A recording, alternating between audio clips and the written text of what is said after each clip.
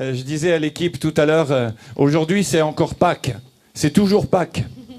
Parce que Jésus est vivant, parce que Jésus est ressuscité, parce qu'il est présent au milieu de nous, parce qu'il nous aime, parce qu'il nous conduit, parce qu'il nous dirige. En toutes choses, il est là, il est digne de louange, il est l'agneau de Dieu. Aujourd'hui, on n'a pas à venir avec un sacrifice comme le faisait le peuple d'Israël. Il y a eu un seul sacrifice, c'est Jésus, l'agneau parfait. Et il est celui qui nous aime d'un amour éternel. Nous sommes là et nous vivons simplement aujourd'hui les conséquences de son œuvre. Nous vivons les conséquences de ce qu'il a accompli à la croix. Et ce que je suis, ce que tu es, ce que nous sommes, nous pouvons l'être grâce à lui et par lui. Et c'est pour lui aussi. Alors j'aimerais voir ce matin avec vous une des conséquences et aussi ce à quoi Dieu nous appelle pour voir ça. Et le titre de mon message est là, c'est « Être content ». Don't worry, be happy. Ça, c'est en anglais. T'inquiète pas, sois heureux. Et tu peux être heureux grâce à ce que Jésus a accompli, grâce à ce qu'il a fait. Être content, non seulement être content, mais riche. Est-ce que vous voulez être riche? Est-ce que vous pensez être riche? Est-ce que vous vivez la richesse de Dieu? C'est ce qu'on va voir ensemble ce matin. Vous savez, le but de Dieu est que l'on soit heureux. Pourquoi? Parce que quand Dieu a créé l'homme, il l'a placé dans un paradis. Il l'a placé dans un jardin où tout était parfait. Et on voit le but de Dieu, c'était que l'homme soit heureux. Bien évidemment, le péché est venu tout gâcher. Mais la réalité de ce que Dieu veut va revenir. Et le Seigneur nous prépare une place auprès de lui. Il prépare le paradis. Ce qu'il avait au début, ce n'est pas sorti de son objectif, de son plan. Il veut que toi et moi, que nous tous, nous vivions le paradis avec lui. Dieu veut que l'on soit riche. Pas forcément avec des euros ou des dollars, mais les richesses de sa bonté. Les richesses de sa parole. Le livre d'Éphésiens nous parle de la richesse de sa grâce. Elle nous parle également des richesses incompréhensibles de Christ. Elle nous parle également de la richesse de sa gloire. Et nous sommes riches et nous pouvons vivre riches. Regardez avec moi dans le livre de la première épître de Timothée au chapitre 6 et verset 6. Si vous avez votre Bible, vous pouvez l'ouvrir. Alors, c'est vrai, aujourd'hui, vous dites, c'est facile parce que le verset est affiché. Mais un de ces jours, on va pas afficher les versets. Et on va vous demander de lire. C'est vrai, on s'habitue, des fois, c'est une facilité. Mais c'est toujours important, pourquoi? Parce que dans votre Bible ou dans votre smartphone, vous pouvez souligner, vous pouvez mettre une note, vous pouvez faire quelque chose pour pouvoir le repasser dans votre cœur dans la semaine. 1 Timothée 6,6. La véritable foi en Dieu, ou une version dit la piété, est en effet une source de richesse. Une autre version dit une grande source de gain. Quand on sait être content avec ce que l'on a. Nous n'avons rien à porter dans ce monde et nous ne pouvons rien en emporter. Tant que nous avons nourriture et vêtements, nous nous en contenterons. La première chose dont Dieu nous parle ici, nous parle de l'authenticité. Vivre une foi véritable. Vivre la piété. Et ça signifie être attaché à Dieu. Ça signifie vivre avec lui. Ça signifie avoir du respect envers Dieu. Ça signifie faire ce qui lui est agréable. Vivre avec lui, nous attendre avec lui. La véritable foi n'est pas dans un esprit pharisien où je dis voilà c'est suffisant, j'en sais assez, j'en connais assez. Non, je vis la véritable foi avec un esprit de publicain, comme dit la parole de Dieu. C'est-à-dire je suis simple. Je suis conscient que j'ai besoin du Seigneur. Je reconnais mes limites. Je reconnais que j'ai besoin de plus en plus de lui. Je désire de plus en plus de lui. Je veux vivre ma foi. Je veux lui être agréable. Je veux marcher dans ses voies. Alors c'est vrai, vous allez me dire, on ne peut pas toujours être content. Et je suis d'accord avec vous que tout autour de nous, il y a toutes sortes de sujets de mécontentement. Ça ne manque pas sur la terre. Mais en tout, et je dirais dans toutes les circonstances, nous pouvons vivre le contentement. C'est vrai, la foi sans le contentement ne donnerait pas un grand aspect du témoignage. Le contentement sans la foi, c'est sûr, ne servirait à rien. Mais manifester une foi réelle, authentique, non pas quelque chose de religieux, mais quelque chose de vécu, que je recherche. Et en même temps, être satisfait des circonstances dans lesquelles je suis, c'est plus que ce que l'argent peut acheter. Parce que c'est là toute la grâce du Seigneur. Il existe un sens dans lequel la piété ou la foi est non pas un gain seulement, mais il nous est dit un grand moyen de gain, une source. C'est-à-dire, c'est pas juste quelque chose que je vais avoir momentanément ou juste à un endroit, mais le Seigneur nous dit que c'est quelque chose qui est continuel. Dans le sens du texte, c'est quelque chose qui coule, c'est quelque chose qui est là. Bien sûr, il n'est pas question du gain comme les hommes l'entendent dans notre société, parce qu'on est toujours mécontent. Regardez, interrogez n'importe qui, on n'est jamais content. On en veut toujours plus. Pourquoi ? Parce qu'on est dans une société matérialiste. Et tout ça vient de la convoitise, du désir d'avoir plus, ci et ça. Et l'antidote de la convoitise, c'est le contentement. Dans le grec, dans le texte original, le mot contentement est traduit par suffisance. Pour ceux qui prennent des notes dans 2 Corinthiens au chapitre 9, verset 8. Littéralement, ça veut dire avoir une suffisance en soi. C'est celle que Dieu procure dans nos cœurs. Cette suffisance, elle vient de Dieu. Elle ne vient pas des autres. Le Seigneur fournit toujours à son peuple ce qui lui est nécessaire. Dieu est là et Dieu nous a fait des promesses. Et le vrai bonheur réside dans cette authenticité, dans la foi, dans la communion avec mon Seigneur. Il tient ses promesses. Il fait des miracles. Il a nourri maintes et maintes fois des hommes et des femmes dans le peuple, dans le désert. Il a nourri son peuple. Il a nourri Élie. Le psaume 37, verset 19 dit aussi « Les hommes intègres ne sont pas confus au temps du malheur, et ils sont rassasiés au jour de la famine. » Alors, comment être content ? Une manière d'être content, c'est de réaliser ce que j'ai en Christ. Une manière d'être content, c'est de réaliser ce que j'ai en Christ, ce que je suis en Christ. C'est bien plus que de gagner des millions ou penser à votre salut. Quels sont ceux qui sont convaincus qu'ils sont sauvés ce matin, au milieu de nous ? Il y a des personnes qui ne sont pas convaincues. On va faire un appel pour vous, pour que réellement vous puissiez... Mais oui, pourquoi ? Parce que la parole de Dieu, elle dit, que servirait-il à un homme de gagner le monde entier s'il perd son âme ? Quand on entend des grandes fortunes, des hommes connus qui pourtant ont impacté la société, peut-être même le monde entier. Mais s'ils perdent leur âme, s'ils ne mettent pas ça entre les mains de Dieu, ça sert à quoi ? Qu'est-ce que c'est qu'une vie par rapport à l'éternité ?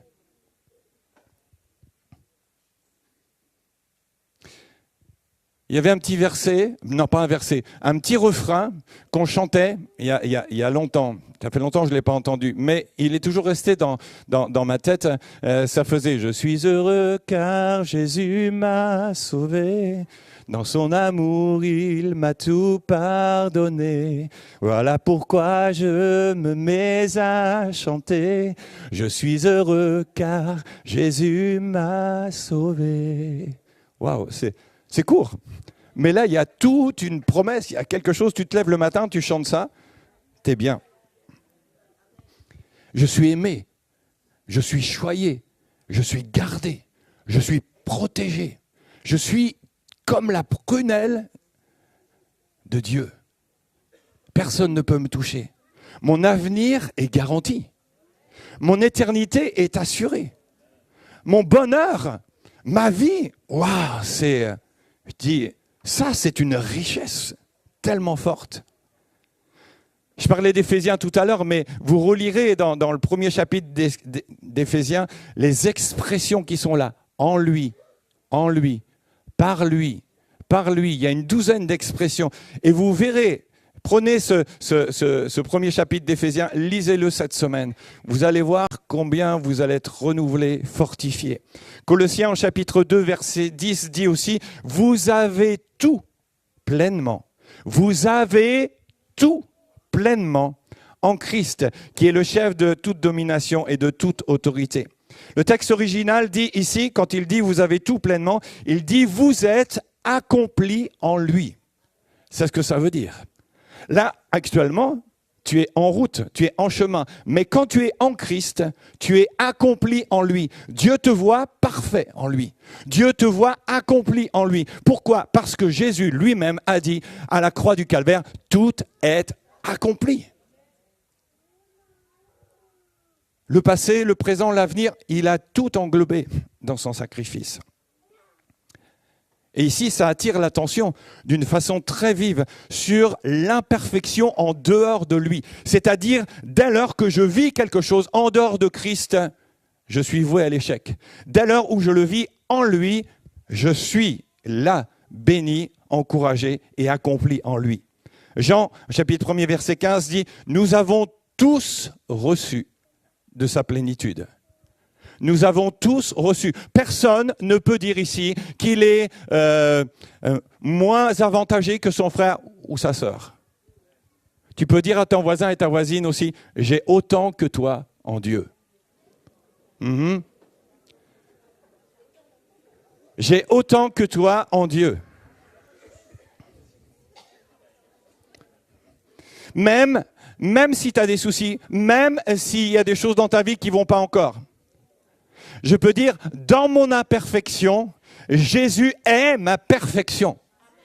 On peut dire ça ensemble, dans mon imperfection, Jésus est ma perfection. Dieu me voit parfait. Dieu te voit parfait. Parce qu'il te voit au travers de Christ. Parce que Christ te recouvre. Et là, quand tu te places en lui, alors tu peux être content. Parce que tu es parfait en lui. Ce que je suis est plus important que ce que j'ai. Des fois, on calcule notre vie par rapport à ce que l'on a. Mais ce que tu es est plus important que ce que tu as. Proverbe 15 et au verset 15 dit « Le cœur content est un festin perpétuel. » Même quand on traverse des difficultés, le Seigneur a toujours la solution. Tôt ou tard, il va pourvoir. On a beaucoup à gagner, spirituellement, mais aussi physiquement. Quand on se confie entre les mains du Seigneur, on évite les ulcères d'estomac. On évite les aigreurs. On évite les soucis. On n'évite pas les soucis, mais on évite de s'en faire de trop parce que le Seigneur est au contrôle. Puis, n'oublions pas que le mécontentement conduit au murmure, à la critique. Mieux vaut passer et repasser les bienfaits de Dieu. Il nous fera oublier les tristesses du moment présent. Refusez de se comparer aux autres. Vous n'avez pas besoin de posséder tout pour être heureux. Vous savez, dans notre société aujourd'hui, il y a beaucoup d'envie, il y a beaucoup de jalousie, il y a beaucoup de convoitise.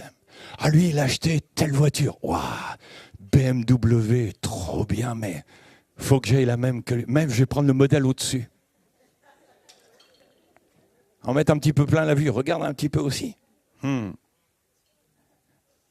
Ou alors, une belle robe Chanel, et puis j'arrive à l'église, c'est... Waouh! Alors moi, je vais essayer de trouver... bon, bref, je ne vais pas citer de marque. Ou alors, j'arrive avec un sac LV. Je sais pas, j'ai vu des sacs avec des trucs comme ça, je sais pas trop ce que ça veut dire. Enfin, j'ai cherché, oui, j'ai trouvé. C'est le nom de quelqu'un, un gars, il s'appelle Louis Vuitton, je crois. Mais bien souvent, quand je regarde, c'est pas forcément le vrai. Donc ça veut dire que tu te balades avec un mensonge au bras.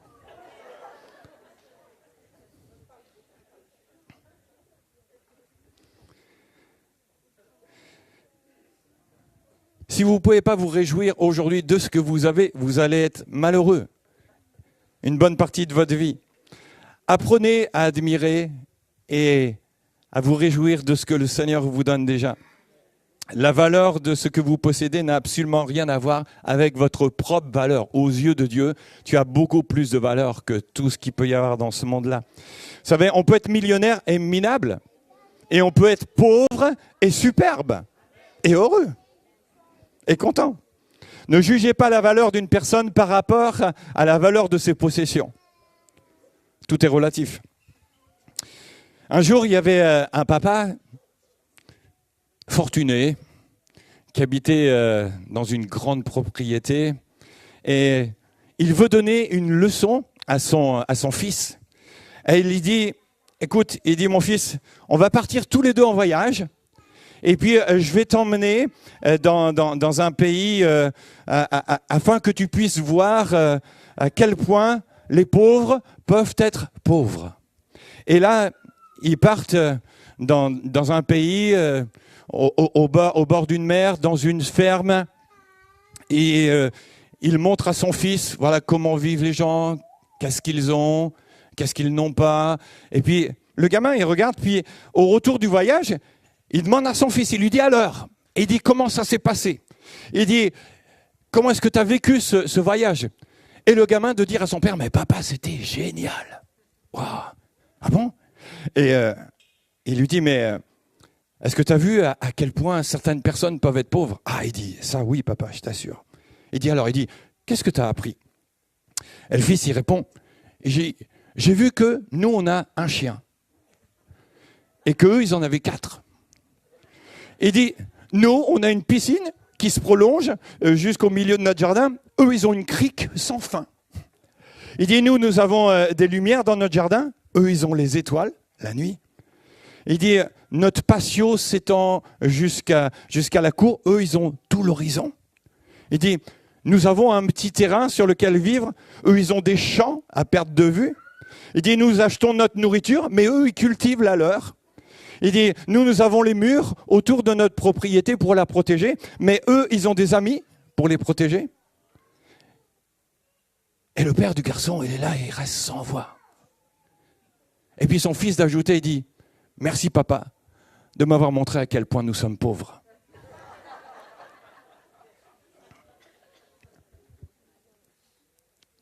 Appréciez ce que vous avez. Être content, c'est être reconnaissant envers Dieu. La gratitude est la meilleure des choses. C'est une chose qu'on apprend quand on est tout petit à dire merci. Et Paul disait lui-même dans Philippiens au chapitre 4, verset 11, « J'ai appris à être content de l'état où je me trouve. » Paul parle de sa situation personnelle, physique, morale, spirituelle. Dans ces domaines, il aurait eu sans doute pu trouver des sujets de mécontentement. Mais il dit, j'ai appris à être content. C'est-à-dire que le contentement, ce n'est pas forcément quelque chose d'inné. C'est quelque chose que j'apprends avec l'aide du Seigneur. Content ne veut pas dire se limiter, se résigner. Voyez-vous? Parce que là, ça peut développer de la frustration en disant « Ah ouais, mais je pourrais avoir ci, je pourrais avoir ça, etc. » Non, non. Tu peux avoir plus, spirituellement parlant. Tu peux connaître davantage. Tu peux apprendre mieux. Tu peux avoir plus. Et même matériellement, le Seigneur veut que tu aies de quoi vivre et même de quoi offrir. 2 Corinthiens chapitre 9, verset 8 nous dit « Dieu peut vous combler de toutes sortes de grâces, afin que, possédant toujours en toutes choses de quoi satisfaire à tous vos besoins, vous ayez encore en abondance pour toute bonne œuvre. » Les rêves de Dieu peuvent nous aider à vivre dans le contentement, sans tomber dans la résignation, dans la frustration. Se résigner, ce serait laisser mourir les promesses ou les projets de Dieu, puisque Dieu veut que j'avance. Dieu m'appelle à un futur, Dieu m'appelle à des projets qu'il a pour moi, qui sont des projets de paix, des projets de vie. Le problème, c'est que on vit dans une société qui crée des besoins. Avant, on avait un téléphone. Maintenant, on a ce qu'on appelle des smartphones. Ça sert à tout presque, sauf à téléphoner. Mais ça crée des besoins, ça ouvre des choses. Regardez aujourd'hui dans notre société, à Noël, le nombre de cadeaux. Je discutais dernièrement aussi avec une amie chrétienne qui est allée faire une mission au Cambodge. Et elle m'a dit, quand je suis revenu en France, c'était incroyable de voir tous les magasins remplis. Elle dit, quand on va dans ces pays-là, il y a quelques denrées sur les étals des magasins. Et quand on arrive ici, on voit une surabondance. Waouh!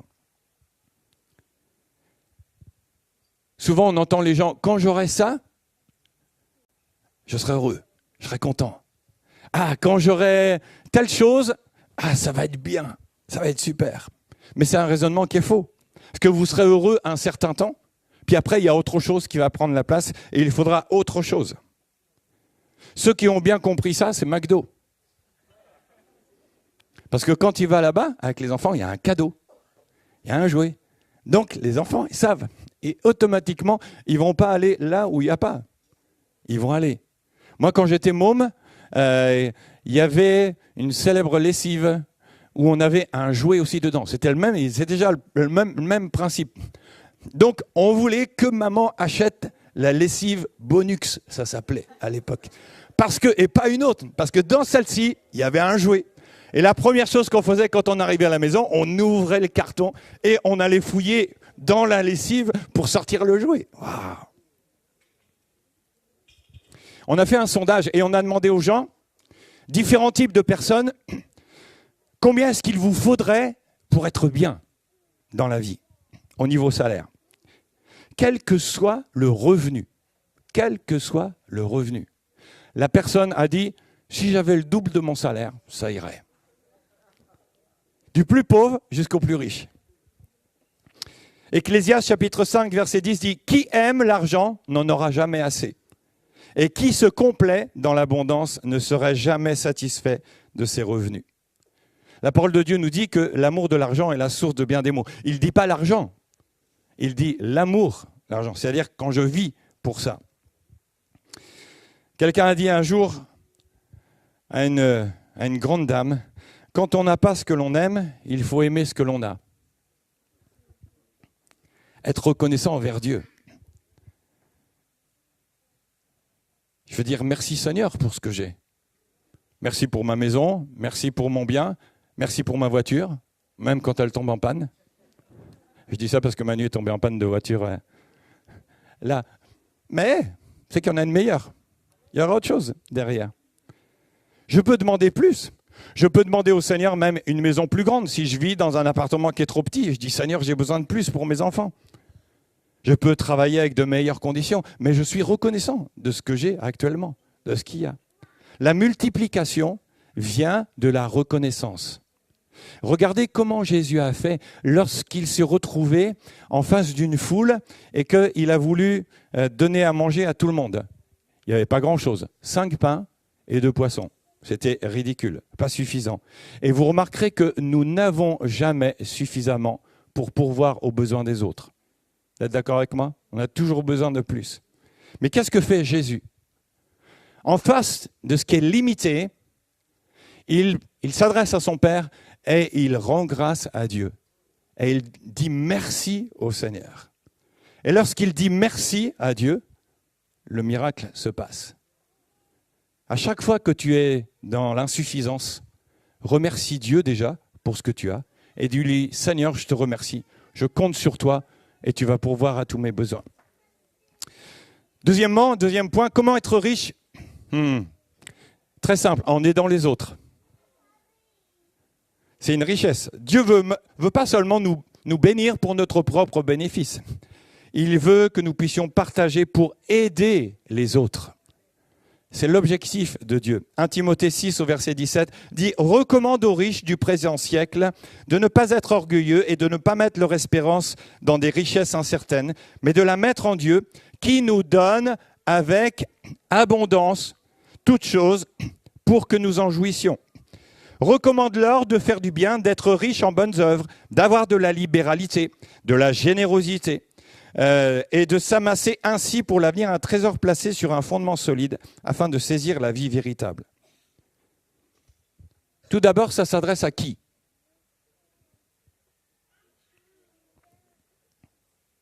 Le Seigneur recommande ça à ceux qui possèdent des richesses. Alors je vous entends, vous allez dire, ah ben, ça c'est pas moi. Mais si, justement, c'est toi.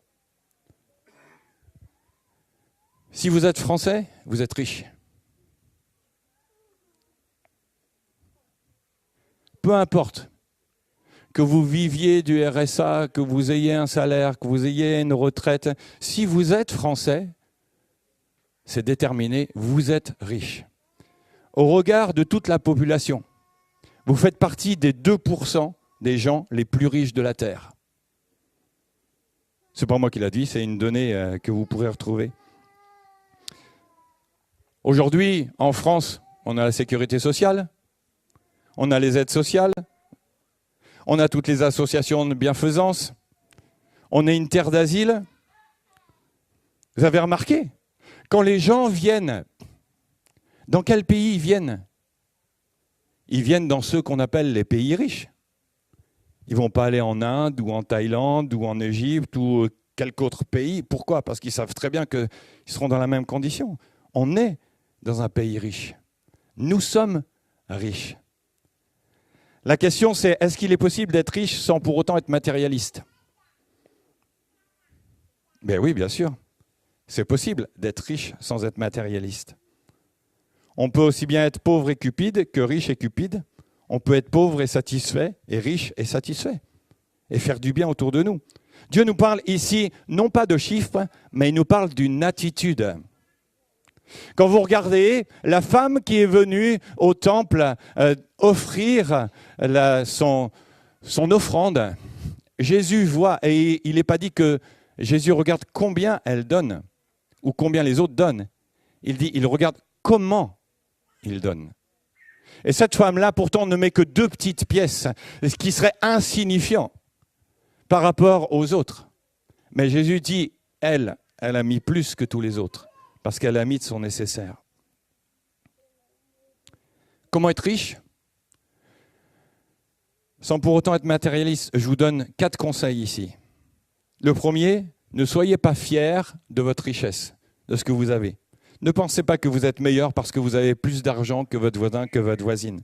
Il nous est dit que Dieu qui nous donne avec abondance toutes choses pour que nous en jouissions. C'est lui qui nous donne. Ne comptez pas sur l'argent. Ne mettez pas votre sécurité dans l'argent. Vous savez, on ne sait jamais ce qui peut se passer avec les banques, avec les trucs, avec votre compte en banque. Notre sécurité, elle est en Dieu. Quoi qu'il arrive, quoi qu'il se passe, le Seigneur a dit « Je pourvoirai à tous tes besoins ». Il n'a pas dit « Compte sur ta banque, prends plutôt celle-ci plutôt que celle-là, parce que ça sera plus en sécurité ». Non, il dit « Compte sur moi ». Troisièmement, utilisez votre argent pour faire du bien. Ne le gaspillez pas. Si vous en avez beaucoup, ne le dépensez pas à tort et à travers. Utilisez-le d'une manière qui fera du bien. Je ne sais pas moi, soutenez des missionnaires, répondez aux besoins des autres, aidez une petite mamie ou une maman seule, un couple de retraités, soutenez votre église. Il y en a un qui dit Amen. Donnez avec joie, le Seigneur nous dit aussi de donner avec joie, ça fait partie. Dieu est généreux. La Bible nous dit que plus nous avons reçu et plus nous pouvons donner. Donner, c'est la guérison de cette maladie qu'est le matérialisme. C'est même son opposé.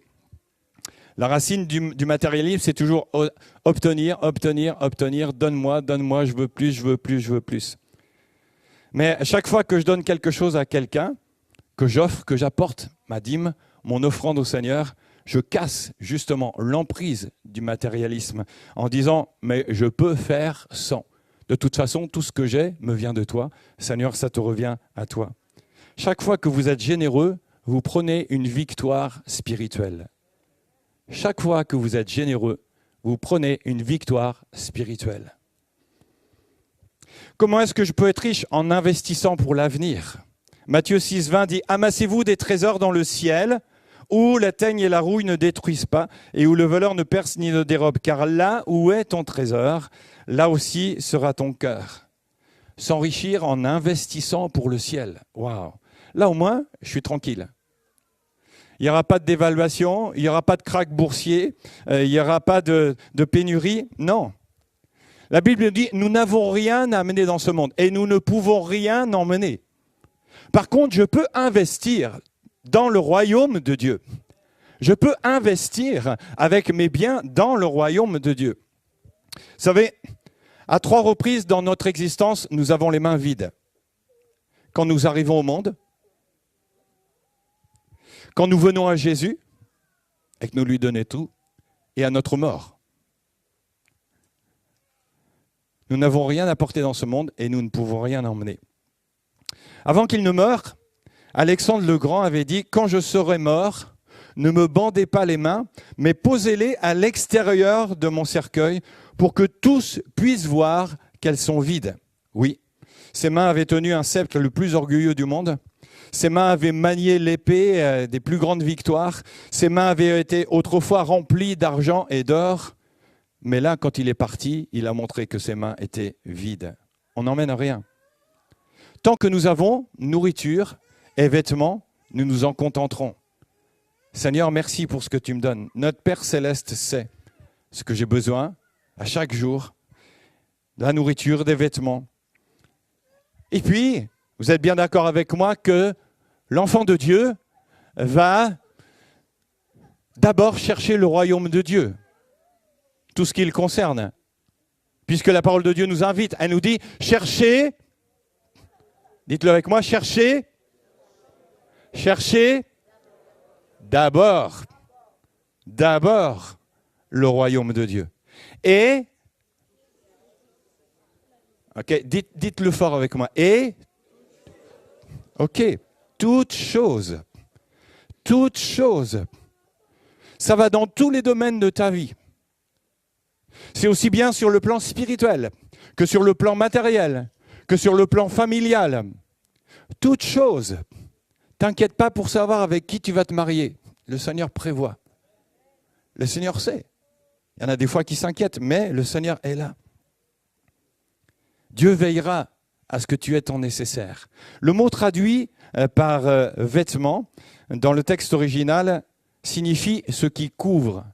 C'est-à-dire que ce n'est pas juste seulement le vêtement que tu mets sur toi, mais c'est aussi ta maison, c'est aussi ton toit, c'est aussi ta protection. Tout est là. Le Seigneur dit qu'il va t'offrir, il va te donner. Contente-toi, vis avec ça, bénis-le, remercie-le. Je termine, dernière chose, je vais être riche en offrant à Dieu. En offrant à Dieu. Proverbe 11, 24.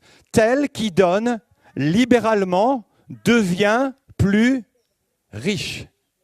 Tel qui donne libéralement devient plus riche. Tel qui épargne à l'excès ne fait que s'appauvrir. Et 2 Corinthiens chapitre 9 verset 6, il est dit, sachez-le, celui qui sème peu, moissonnera peu. Celui qui sème abondamment, moissonnera abondamment.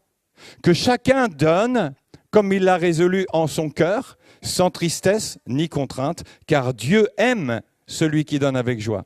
Et Dieu peut vous combler de toutes sortes de grâces afin que, et là il le dit encore, possédant toujours, en toutes choses, de quoi satisfaire à tous vos besoins, vous ayez encore en abondance pour toute bonne œuvre. Ici, Paul nous fait comprendre que si le semeur sème avec libéralité, il moissonnera. Il y a une leçon agricole que tous les agriculteurs pourraient vous montrer et vous dire. C'est que quand ils sèment quelque chose, ils récoltent bien plus que ce qu'ils ont semé. C'est logique. On comprend tout ça. S'ils sèment des grains de blé, quand le blé va pousser, les épis vont en porter 30, 60, 100. Ça va être multiplié. Comprenons-le aussi, ici, de ce côté-là. Il en est de même pour la libéralité chrétienne. Quand tu sèmes pour Dieu, tu es gagnant. Et tu confirmes et tu affirmes qu'il te donnera, c'est un acte de foi en même temps, de quoi vivre. Souvent, on prend le verset dans Malachie au chapitre 3, verset 10, et on dit mettez-moi à la sorte de l'épreuve, vous verrez si je n'ouvre pas pour vous les écluses des cieux. Et on dit oui, Seigneur, tu as dit que tu ouvrirais les écluses des cieux pour nous et que tu répandras sur nous, sur moi, ta bénédiction. Oui, c'est vrai. Mais il faut toujours placer un texte dans son contexte pour ne pas que ça devienne un prétexte. Et qu'est-ce qu'il dit au départ? Au début du verset, il dit « Apportez à la maison du trésor, à la maison de Dieu, toutes les dîmes, afin qu'il y ait de la nourriture dans ma maison. » Et c'est ça qu'il met. Et après, il dit « Alors là, mettez-moi de l'épreuve, et puis vous allez voir si je ne fais pas pour vous. » Mais la première chose, elle est là. Tu ne peux pas avoir l'accomplissement de la promesse de Dieu si tu ne vis pas la condition qu'il donne. Vous êtes d'accord avec moi? Même vous, avec vos enfants, vous dites, écoute, papa va t'emmener au McDo si jamais tu as fini tes devoirs avant qu'on y aille. Qu'est-ce qu'il va faire le gamin? Il va sauter sur son cartable. Mais il va le faire, et il sait très bien que si papa a dit quelque chose, il va le faire. Pour nous, aujourd'hui, il nous faut simplement aussi comprendre, c'est des fois un sujet de polémique, ce qu'est la dîme et les offrandes. Mais Dieu est très clair dans sa parole. Je pourrais y revenir une autre fois, on pourrait développer vraiment ça. Notre problème, c'est un problème de compréhension. C'est que par exemple, dans la louange, on a les mains dans les poches. Et c'est que, au moment de l'offrande, on lève les mains vers le Seigneur. Mieux vaut que tu aies les mains levées vers le Seigneur dans la louange et qu'au moment de l'offrande, tu aies la main dans ta poche ou dans ton sac. C'est juste une question d'interprétation. Offrir, c'est une question de cœur. C'est une question de cœur. Je termine avec ces versets. Vous pourrez reprendre ça aussi dans Deutéronome au chapitre 14, verset 22. Ici, Dieu dit, tu lèveras la dîme de tout ce qui produira ta semence, de ce qui te rapportera ton champ chaque année. Tu mangeras devant l'Éternel ton Dieu dans le lieu qu'il choisira pour y faire résider son nom. La dîme de ton blé, de ton mou, de ton huile, les premiers-nés de ton gros, de ton menu bétail, afin que tu apprennes à craindre, à respecter toujours l'Éternel ton Dieu. Lorsque l'Éternel ton Dieu t'aura béni, le chemin serait-il trop long pour que tu puisses transporter ta dîme? Donc, c'est que quelque part, il y avait de l'abondance qui était là, parce qu'à un moment donné, il lui dit, ça risque d'être lourd d'amener les animaux, d'amener le blé, etc. Et tout. Il dit, à cause de ton éloignement du lieu qu'aura choisi l'Éternel, ton Dieu, pour y faire résider son nom. Il dit, alors tu échangeras ta dîme contre de l'argent. Tu serreras cet argent dans ta main et tu iras au lieu que l'Éternel, ton Dieu, aura choisi. Là, tu achèteras avec l'argent tout ce que tu désireras. Des bœufs, des brebis, du vin, des liqueurs fortes. Dieu est apparemment pas contre, de temps en temps, avec modération. Et tout ce qui te fera plaisir. Tu mangeras devant l'Éternel ton Dieu et tu te réjouiras, toi et ta famille. Tu ne délaisseras point le Lévite qui sera dans tes portes, car il n'a ni part ni héritage. Au bout de 3 ans, tu sortiras toute la dîme de tes produits pendant la 3e année et tu la déposeras dans tes portes. Alors viendront le Lévite qui n'a ni part ni héritage avec toi, l'étranger, l'orphelin et la veuve qui seront dans tes portes. Et ils mangeront et se rassasieront. On voit ici l'objectif de Dieu, afin que l'Éternel, ton Dieu, te bénisse dans tous les travaux que tu entreprendras de tes mains. On voit ici que l'objectif de Dieu, même quand j'apporte quelque chose, c'est que j'en sois par retour en même temps le bénéficiaire. Verset 29. Bénédiction de tout ce que tu entreprendras. Le Seigneur est avec toi aussi. Nos offrandes servent à réjouir, à bénir, à aider les autres. Et je dirais que le meilleur moyen d'être riche, c'est justement d'offrir. C'est à l'inverse de ce que le monde de cette société nous donne. Donc je voudrais t'encourager, mon frère, ma sœur, ce matin, à être content, à être riche. Est-ce que tu veux être heureux? Est-ce que tu veux être content? Est-ce que tu veux être riche? Oui. Vis ce que Dieu dit. Vis ce que Dieu dit. C'est juste une question de mise en pratique. Ne t'inquiète pas, sois heureux. Dès lors où tu vis la vie de Dieu et où tu vis sa parole. Amen. Alors on va prier ensemble et puis je vais vraiment t'inviter à remettre ton cœur devant le Seigneur, de remettre ta vie devant le Seigneur, de remettre ton existence, de considérer tout ce qu'il y a, tout ce que tu reçois, tout ce que tu vis, tout ce que tu es, tout ce que tu as en Christ.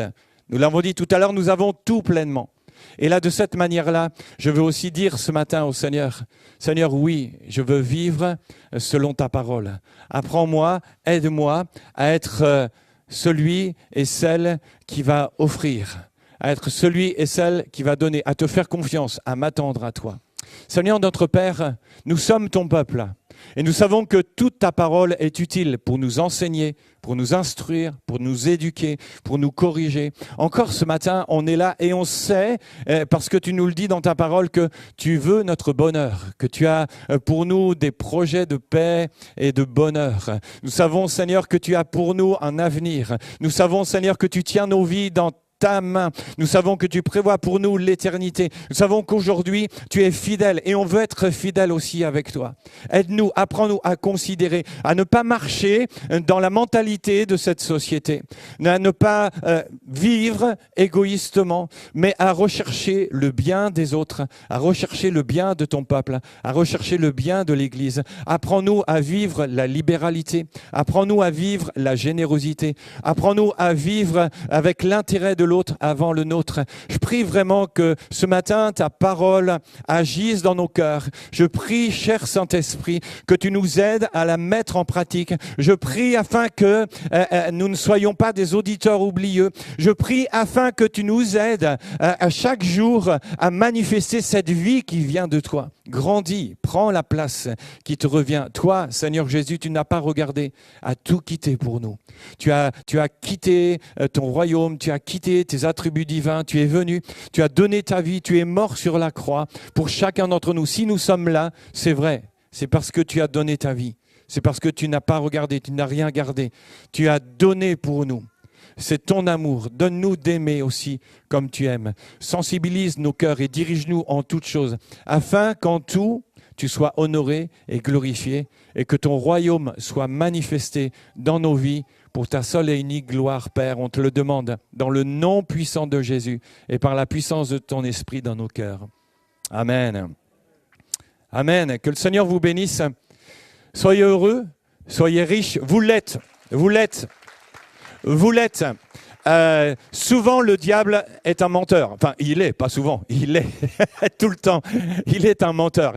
Et il change dans notre manière de réfléchir. Il y a toujours des mécanismes, des choses qui sont là pour essayer de détruire ce que le Seigneur a dit. Mais le Seigneur est fidèle. Je peux et je veux vivre avec lui. Amen.